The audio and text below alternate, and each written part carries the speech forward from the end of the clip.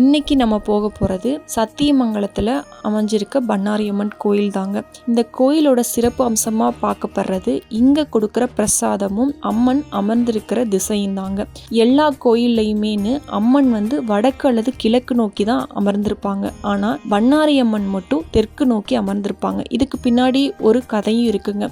இங்கே நடக்கிற திருவிழாப்ப இங்கே கொங்கு மக்கள் வழக்கப்படி எல்லா பேரும் பச்சை மாவை இடிச்சிட்டு வடக்கு நோக்கி போனாங்க. ஆனால் ஒரு பெண்மணி மட்டும் தன்னுடைய குடும்பத்தோட வறுமையின் காரணமாக புளியங்கொட்டை இடிச்சு அதுல இருந்து மாவு எடுத்துட்டு தெற்கு நோக்கி நடந்தாங்க. அவங்களுக்கு காட்சி கொடுக்கறதுக்காக வடக்குல இருந்து தெற்கு நோக்கி அம்மன் அமர்ந்தாங்க அப்படிங்கிறது சொல்றாங்க. அதுல இருந்து இப்போ வரைக்கும் அம்மா தெற்கு நோக்கி தான் அமர்ந்திருக்காங்க. இததான் ஒரு வரலாறா சொல்றாங்க.